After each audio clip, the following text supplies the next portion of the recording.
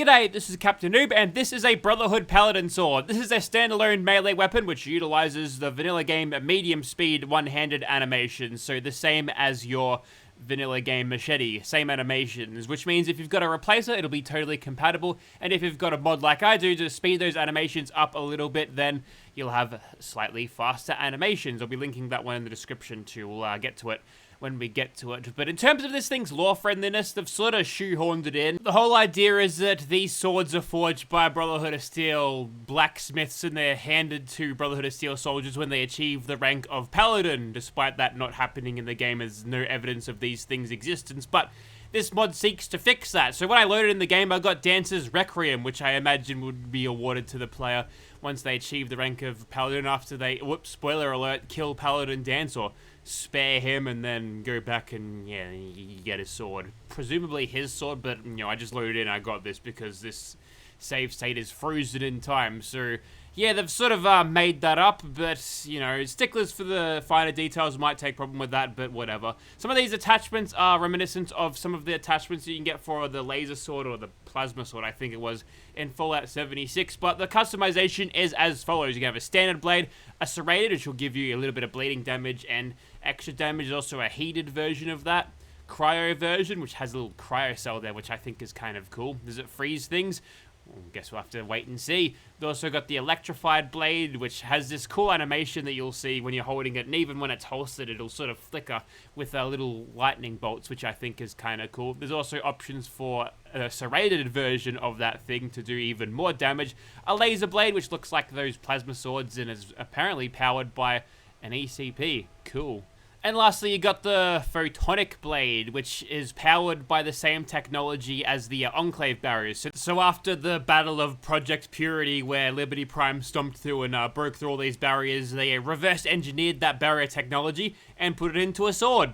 That's pretty cool. In terms of raw damage output, I think the best choice here would be this electrified serrated blade. Sure, you could have this photonic blade, but you get way less ballistic damage and you get a little bit more energy damage out of it, which is, you know, the energy damage in Fallout 4, unless you've got patches for it, is bugged out and doesn't do as much damage as it ought. So, looks like you want to back the ballistic one, use this one. That's going to be your strongest, but, you know, look at this cool laser blade. You can't say no to that one. So we'll definitely make multiple of these things just to see how we go with them. But yeah, that looks like the strongest one right there. And the first of the uniques presumably is awarded to the player once they deal with Paladin Dance. This one is called Dancer's Requiem. On this save file, I spared him. This has got the enhanced legendary effect and the equivalent to the serrated blade in the dog tag blade. The only difference here is it's got a Dancer's dog tag wrapped around the blade just above the hilt and the crossguard, so that's cool. I also quite like how the crossguard has the cogs there. That's pretty neat. Brotherhood of Steel Paladin sword is supposedly injected onto the level list on Brotherhood of Steel gun vendors, which is this guy, Proctor Tegan. Presumably after you achieve the rank of Paladin, but as I scroll through what I've got in terms of what weapons we can find here, there is absolutely no sign of any Paladin swords at all. And I've even changed the actual vendor to a box so I can hit it with the reset inventory console command just to cycle this through a few times, and it's been a while and I still haven't got anything. So looks like it's a bust for the level list injection. So sure, we'll just use console command / inventory or ESP Explorer to get some, but it's unfortunate. But I suppose it's supposed to be rare anyway. Kind of a weird choice to make it impossible to get a weapon when you download a weapon mod, but maybe it's creatively it's like that. Who knows? It's probably just a bug. It's probably just a bug. Okay, right side of Immersive Gunner's Plaza, and here's the Electro Sword. You can see it in the shadows. It's sparkling a little bit. Isn't that nice? It also happens in third person as well, and even when you have this thing holstered, it'll sort of still spark away like that. So that's pretty good, although that's kind of hazardous to put it there. Yeah, I believe the hilt on this thing would be insulated against the currents that have been flowing through this from that electron charge pack up the top. But when it's on your hip there, I don't think there's anything protecting you there. I don't know, maybe the skirt's insulated. Anyway, so here's Dancer's Requiem. Just a serrated blade with a dog tag wrapped around it. Here's the Cryo Blade featuring a copper piping stuff. That's the refrigerator stuff. That's where they get that from. It blows up a car in one hit. Fancy that, eh? And you've also got the heat blade. This one glows red. Obviously, it'll glow in the dark and has some actual glow maps on it. There's no actual fiery effect for when you hit stuff with it. It's just sort of normal, but you get the extra energy damage with it, so there's that. Next, you've got the laser blade, which will actually impact like a laser gun, so it'll have that little spark of laser, so that's neat. And lastly, you've got the photonic version, which will do the same, except it uses the institute sparks for the laser hits, the impacts to draw that effect. So isn't that cool? And the outfit is called Vtaw Schoolgirl from 2023 because, you know, using the sexy maid cliche last time, had to move on to this. It's giving Britney Spears from Hit Me Baby One More Time, but the difference is that Camille's over 16, over 18 actually. So can you believe the old man signed off on that? That's weird. Anyways, so yeah, it's got a skirt at the top, there's a tie and suspenders there to keep the skirt up. So that's cool. Anyways, let's begin. We'll get stabbing people, and we'll start off by using our electro sword and maybe a little bit of AFs. Now, the method here is going to be the standard approach of trying to get as many gun-fu strikes as we can get. So once we hit these guys and start hitting them with power attacks, and hopefully we can get something in the way of actual, let's see, the criticals here, and then the mysterious stranger. No, Grim Reaper's sprint can show up. We'll be able to keep this streak going. But if we power attack them in the head with these criticals, it's a two-shot kill. That's a Grim Reaper sprint. We'll try to find some headshots here to get the job done. There we go. Taking the heads clean off. That one, not quite enough. Wow, I disintegrated the hair off of her head with that one.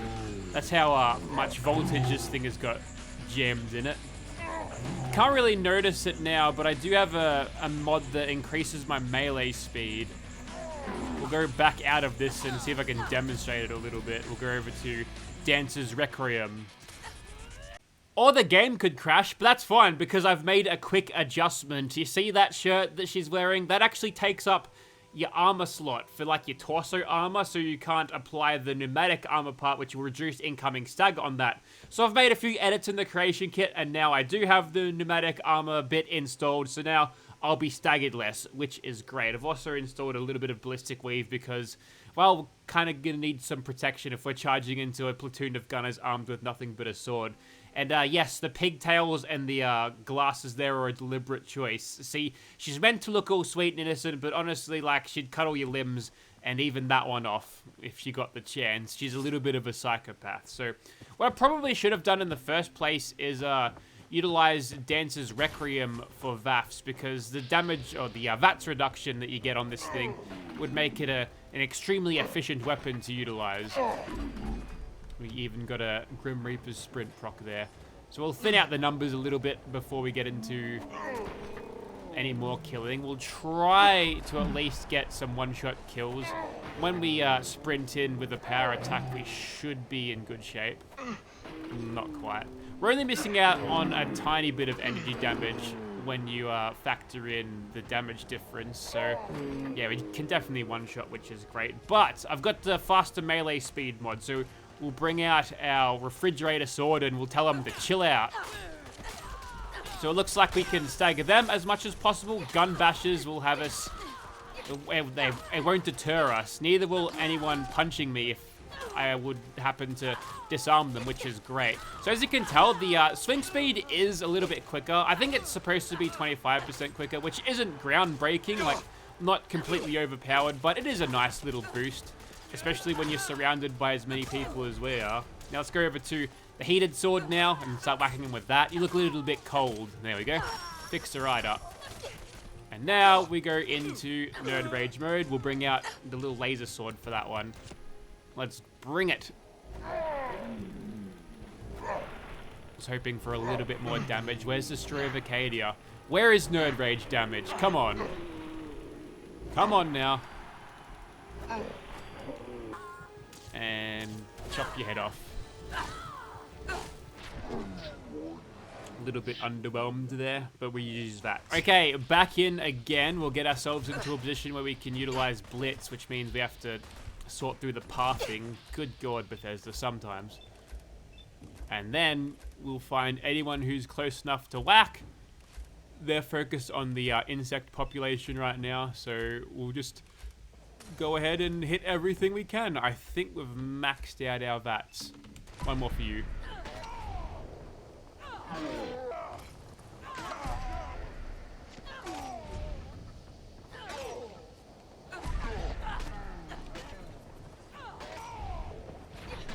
Don't think Gun Fu works like it does in VATs as it does in VAFs, which is a little bit of a shame. I'd like to get automatic criticals through all of that, but it is what it is. Now we'll bring out the photonic sword now. Hit him with that blue laser. They also have a spark of electricity through them, because it's all like photons, right? The Liberty Prime mentions that. This is going pretty good so far. Using a mixture of VAFs and VATs and just regular fighting seems to be the order of the day. Getting that extra 25% from Blitz is just huge as well.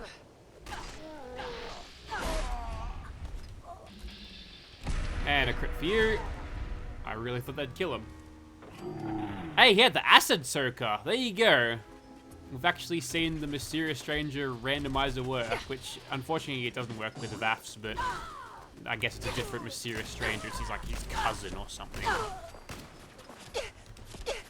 Okay, who have we got left over here? This guy. Now we can usually do some like proper finishing moves on them, or rather, we can throw them around a little bit sometimes. Oops, just got it out of the air there. We'll try to utilize a little bit of that. If I can reach. Just teleport behind this guy and hit him with that. That's the kind of moves I was after. There we go. Look at him on the ground. You kicked him right over.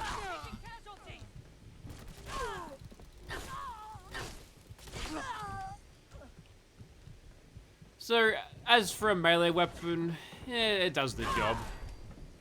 It's not going to be the strongest thing in the world. Obviously, not having a ranged weapon limits you tactically. Whoa, where'd the head go? You want to see that? But for a melee weapon, I feel like it does its job just fine. We'll see how fast you are. Not faster than me swinging a sword.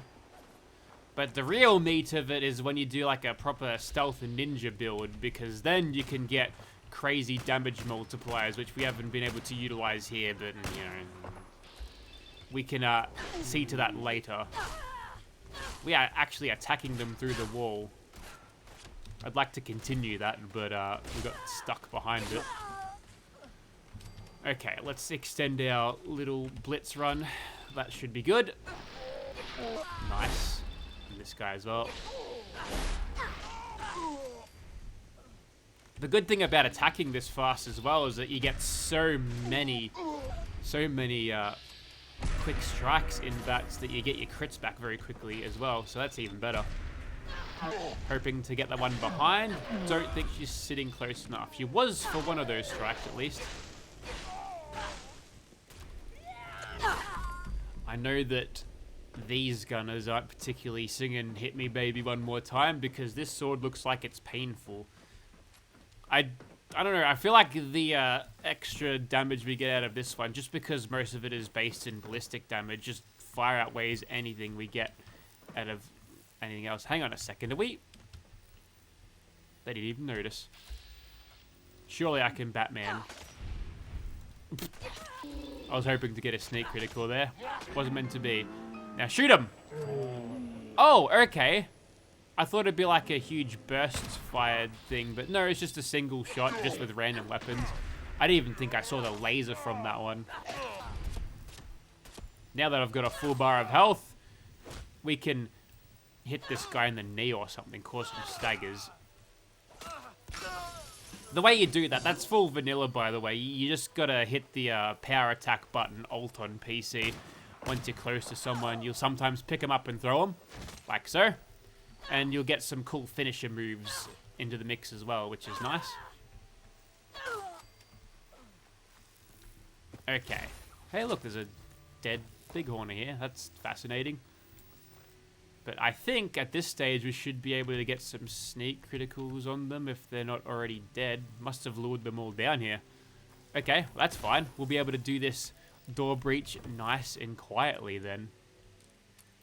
If we're lucky and they're all standing next to each other, we'll get a full 3-piece with the extra effect because you're attacking everything in front of you. It's not ideal, is it? Probably would have gotten away with it if they hadn't have cloaked. An alien blaster. Very nice. And they just got shot in slow motion by a launcher of some description. Ah, the invisible man's got it. So we just kick them in the leg. Take that, ammo crate. And I'm being staggered here. Being hit with an RPG is where... nice. Is where the pneumatic powers end, I suppose. I love that. I knock a shotgun out of his hand. So what does he do? He pulls out an assault rifle. Not a bad job slicing the man's throat who's half invisible. So, yeah, that's cool. Specifically, the top here is V2, and same as the skirt. It's a little bit shorter at the back, at least. Okay, time to utilize this thing with a little bit of stealth. So we'll bring out Dancer's Requiem again, and if we can just get close enough to this Super Mutant Suicider, that's pretty much how it's going to work. But obviously in broad daylight, it might be a little bit difficult. That ghoul is about to get absolutely messed up. Oh, this is my perfect opening. Okay. He hasn't seen me. Now it's go time, and with Dancer's Requiem, all of those hits are going to do a staggering amount of damage when I get the sneak criticals going. Probably didn't need the VATS Enhanced Legendary effect to pull that off, but yeah. Stealth ninja playstyles with melee weapons, they'll never do you wrong. I took the glasses off because I couldn't quick save. Okay, the question is, how do we do without stealth, just with regular VATS? We just get nice and close and then hit him up with as many shots as we can with the photonic blade. Probably could have gone for Dancer's Requiem just because we get way more hits and we're able to utilize the blitz effect for just that little bit longer, but we'll be okay, I think, maybe. He's probably getting close to mutation at this stage. So we'll just back off again, and now hit him up. Hopefully I can stagger him before he hits me again. Luckily, just in the nick of time, was able to get a nice little block happening. But if I can stop him from doing his charging attacks, then we're a shoo-in here. But whilst my AP is regenerating, I may as well just step back and hit him up like that. And it looks like the mosquito has may have taken his attention for a second there. But one more hit and I'm pretty much dead. So we've got to play this very cautiously. Hey, there's a dog there. Not today. You might want to step back, dog, because Camille's going to be swinging everywhere. Whoops, there goes the mosquito. Oh, the Minutemen have shown up. That's great. But probably don't tell them who you are, because they might take problem with you. I've got no idea what happened to the dog, but it may have gotten chopped down in a blade-swinging maelstrom, a frenzy of photonic resonance. Nah.